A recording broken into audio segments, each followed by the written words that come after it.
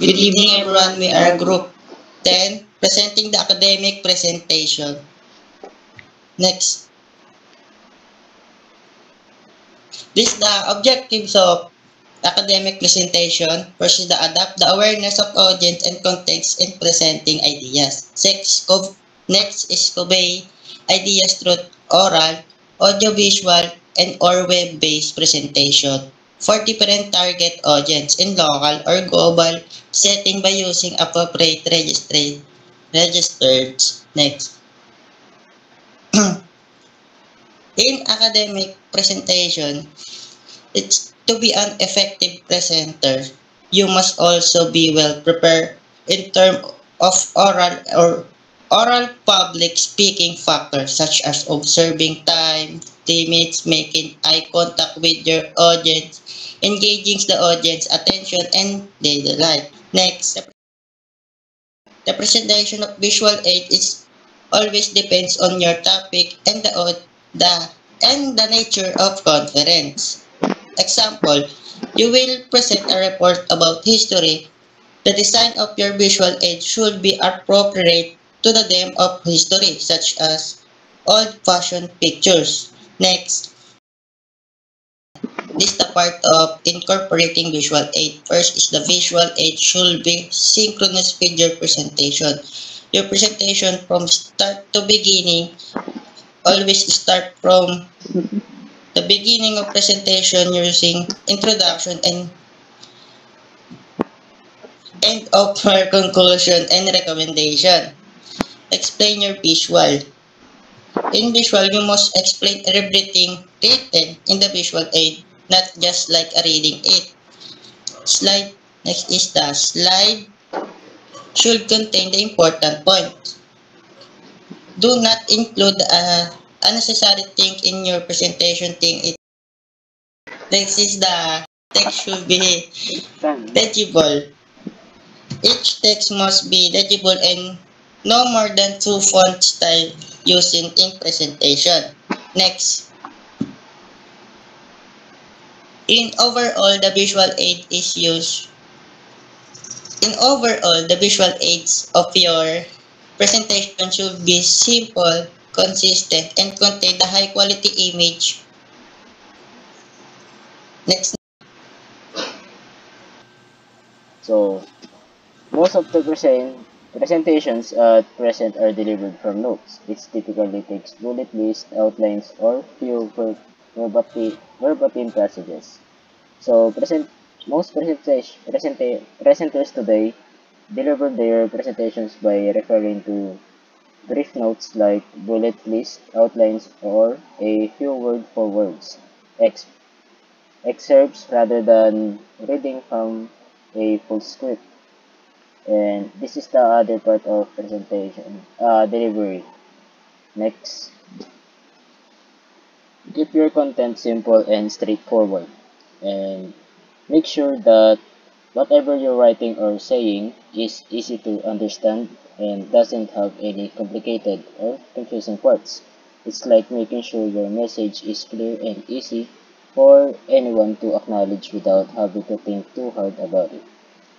Second, you need to use clear and simple language.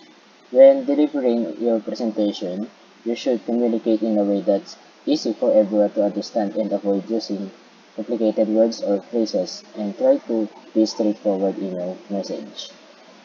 Third, do not just read the text from the slides. Instead of simply reciting the words on your slides verbatim, engage the audience by explaining and expanding on the context in your own words. Fourth one is introduce yourself and establish credibility at the beginning of your presentation. So you should start to present by telling the audience who you are and why they should be listening to you. This helps build the trust and shows that you are knowledgeable about the topic and you'll be discussing. Know your audience. The type of audience may influence the format of your presentation and its content. Um, Knowing your audience is a crucial in any presentation It helps you tailor your content to their needs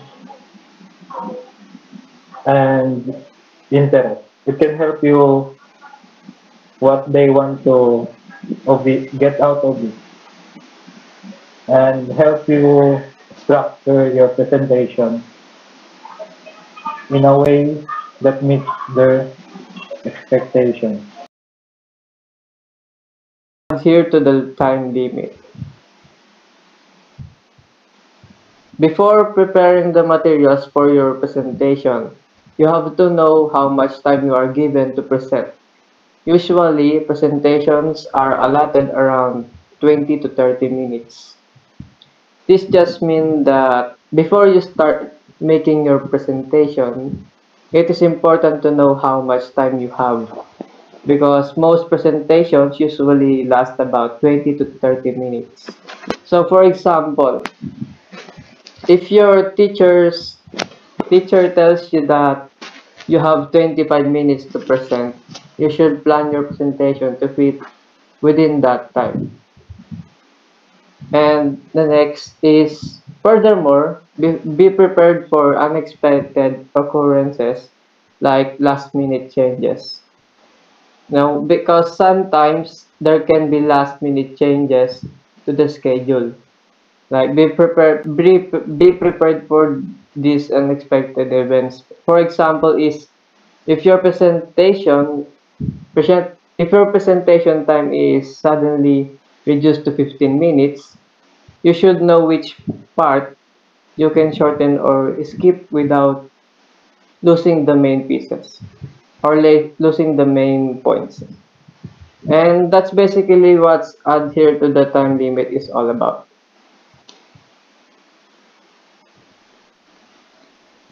For the next one is rehearse your presentation.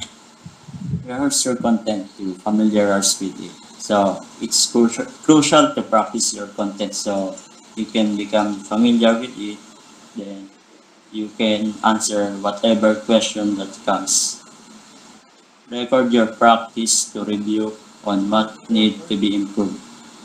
So basically in this way, you can review the recording to see what needs to improve. For the next is use your visual aids during rehearsal. It's also a good idea to use your visual aids during rehearsal so you can get prepared for what the things you should do with visual. For the next is do not practice too much. Make sure to rest. So make sure to rest so you can get tired. And remember, when you're tired, it's hard to focus. So don't pressure yourself too much. For the next tip is check the room in advance. Before your presentation, visit the room to know how the space will look like. Seeing the room will help you remember how to get it and avoid rushing to the area on the presentation day. So visiting the room before your presentation helps you get feel for the space. You know where you stand the audience, where the audience will sit, and where any equipment you need will be located. For the next one is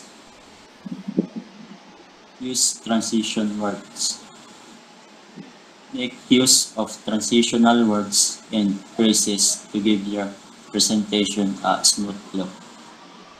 This transition word make it easier for your audience to follow along and understand your message.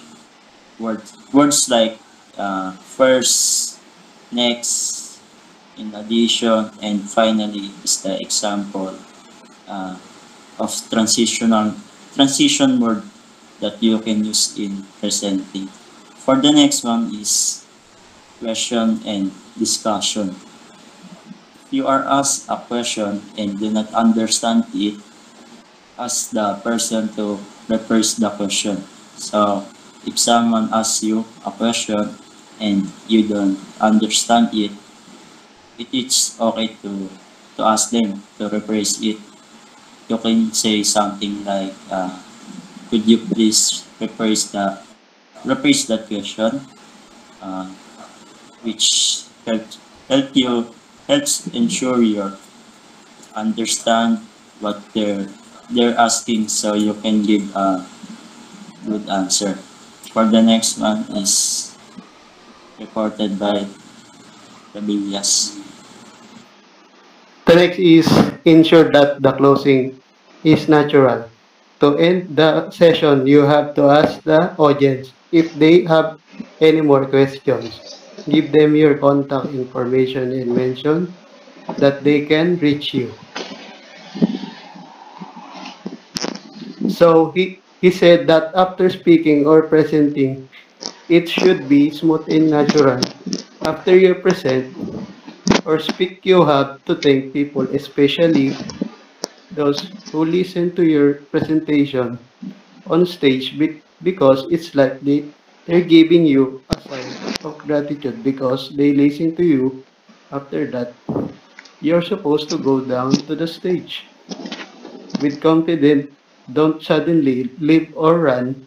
Sometimes don't leave the stage or the stage right away because sometimes people will ask questions or contact you from the audience. So sometimes it's better if you stay on stage for a few minutes before you leave so you can make sure if someone asks question or something and then you can go down and that's it. And that's all. And that's all. Thank you. Thank you. That's